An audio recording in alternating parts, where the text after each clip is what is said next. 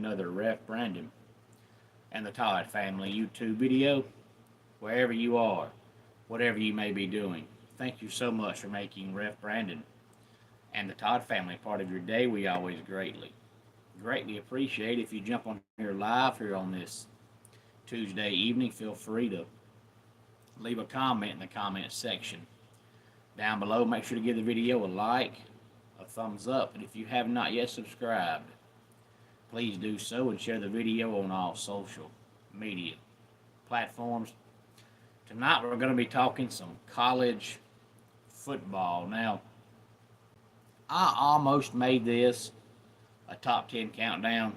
Good evening, Kevron. Hope you stick around. You'll like this video I'm doing tonight. Kevron, glad to have you here, as always, and thank you for commenting, as always. But, hey there, Marcus. Glad to have you here. I could have easily made this a top 10 countdown because the list had, I want to say, 50 teams, and I could have easily narrowed it down to 10 and just made it a top 10 countdown, but I said, no, I'll do more than 10. That way it's not a top 10 countdown. That way I can still do a top 10 countdown tomorrow, which will be the regularly scheduled top 10 day. But this is a college football video, and more than likely I'm probably going to make my top 10 countdown this week a top 10 countdown as well about college football. That way we're doing back-to-back days of college football.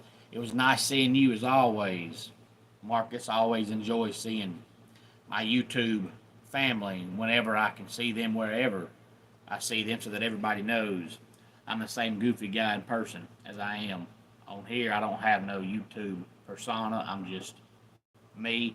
I don't believe in being fake. I can't do that. I've tried. I just can't pull it off. So I'm me all the time. But I want to do back-to-back days of college football talk since we've been so heavy on wrestling lately because of all the pay-per-views / PLEs from over the weekend, because college football is just a little over a month away. Hey there, I'm going to hope your name is pronounced Vexorus. If I'm wrong, I apologize, but glad to have you here. Please give the video a like, a thumbs up, and if you have not subscribed, please do so. Good to have you here, Karupa. I'm always glad to see newcomers on the channel. I don't recognize Vexorus and I don't recognize Karupa. So if y'all are new, glad to have you here. But this is a list of the college football teams that have the most active current NFL players. Now, I wrote down 20 teams because down towards the bottom, there's a lot of ties. So I felt like stopping in the middle of a tie would be just stupid. By the time I finished the ties, I was down past 15. I thought I might as well just go to 20. So I've got the top 20 teams in college football that had the most active NFL players. And I found this list on College Football Corner. I was just scrolling the internet to find some college football stuff, and I found this. I know last week we had Big 12 Media Days, and this week we have ACC Media Days, and I believe next week is Big 10 Media Days and SEC Media Days, or maybe this week's SEC, next week's ACC. Anyway, I don't know. I don't keep up with it because in the grand scheme of things, unless you're just a die-hard college football fan that just has to have something, there's really nothing that you're going to learn from Media Days that you didn't know before. The coaches aren't going to give away any game plans. They're going to hype up their team. They're going to tell you how good they are because they're trying to get their fans excited. Ain't no coach going to come out and say, man, we're in for a pitiful season. Boy, if we win a game this year, we're lucky. Coaches don't say that because through spring practice and summer practice and media days, every team's national champion. I heard a snippet of Clark Lee's comments this morning, and Clark Lee said that Vanderbilt believes they're going to win all their games. They'll be lucky to win 6. That's if they're lucky. But what's he going to say? Oh, man, we're terrible. We're awful. No coach says that. So unless you just have to have some college football talk, media days really is just useless. You don't learn nothing out of it. The media days have you hyped up. I'm glad, Kevron, but to be honest with you, I'm hyped up. Without it, I know hearing Dabo talks, if you're a Clemson fan, will always get you hyped up because there's just something about that man when he just talks. You want to run through a brick wall for him if you're a Clemson fan or a Clemson player. But I've already did my early Clemson Tiger prediction back probably, I guess, early June, and I've got Clemson going 11-1. So I'm already hyped up. I don't see how you can't be 11-1 at worst, 10-2 when I think you're going to be better on offense than you were last year. And I think with Tom Allen taking over the defense is not going to be drastically improved, but it's going to be enough improved to be better than last year. So if you were a double-digit win team last year, and this year you're better on both sides of the ball, I don't see how you can't be a double-digit win team this year. So I've got them going 11-1. I can see 10-2. It's too hard to go undefeated, so I'll never pick any team to go undefeated. So I'm at 11-1, but 10-2 to me is worst case scenario. If you're a Clemson fan and you go anything worse than 10-2 this year, it's a letdown. And normally I don't say that. Normally I'm the kind of fan that says, hey man, if we win 8 or 9 games, I'll be happy. But with the talent they have this year on both sides of the ball, if they win less than 10, it's a letdown. But the college football team that currently has the most active NFL players, shockingly, Alabama, they have 72. Georgia has 70. Ohio State, 68. Michigan, 64. And LSU has 58. And that's probably the biggest reason that most LSU fans are perturbed and aggravated at Brian Kelly. I know he rubbed all the fans the wrong way when he got hired using that fake Cajun accent. So he was doomed from day one if he didn't win. Now, if he'd have come out in year one and won the national championship, all that's forgotten.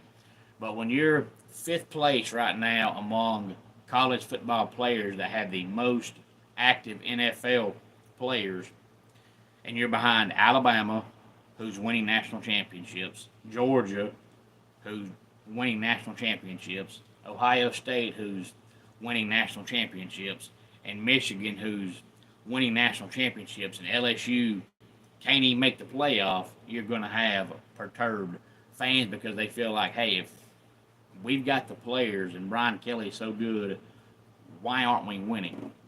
But for the most part, inside the top 10, I don't think there's any team on here that's going to surprise anybody with the exception of number 10. Number 6 is Notre Dame with 54. Penn State has 52. Texas has 50. Oregon has 47. And number 10 is Utah with 45. Now, if you follow recruiting, you know that Utah never finishes top 10. They very rarely finish inside the top 20. But yet they've got 45 active NFL players, which tells you that Kyle Whittingham is a phenomenal player developed guy. He has to be when you're never top 20 in recruiting and you've got 45 current NFL players. That tells you that he can recruit a 3-star guy or sign a 3-star guy and make him a 5-star guy by the time he leaves. I think that Kyle Whittingham at Utah and Kirk Ferentz at Iowa probably are the two coaches that do the best in that because Iowa hardly ever finishes inside the top 40 in recruiting. But yet, if you look around the NFL, there's Iowa players all over the NFL rosters. And people want to know why Iowa goes 8-4, 9-3 every year. Well, that's why. They don't have very good talent. Kirk Ferentz just makes his talent better than what they are, which that's a whole lot better than, signing a bunch of 5-star guys, and by the time they leave your program, they're not good enough to go to the league because they went backwards. Number 11 is Florida at 42. USC also has 42. And then tied at number 13, we have Clemson, Auburn, Iowa, and Washington, who all currently have 41 players in the NFL. And then we have Miami at 38, UCLA 37, Florida State 35, and South Carolina 34. And honestly, really, truly, I think for the most part, none of these teams are surprising except for Utah and Iowa and maybe UCLA, because UCLA at one time a couple of years back looked like they were about to turn the corner, and then last year they were not any good, but there's a lot of people thinking that they're going to turn the corner this year and get back to being an 8 or 9 win team. But for the most part, these are all programs that finish top 10, top 15 in recruiting every year. So if you sign a bunch of 4 and 5 star guys, then most likely the majority of those 4 and 5 star guys go to the NFL. So Alabama, Georgia, Ohio State, Michigan, Notre Dame, LSU, Penn State, Texas, Oregon, none of those teams surprise anybody.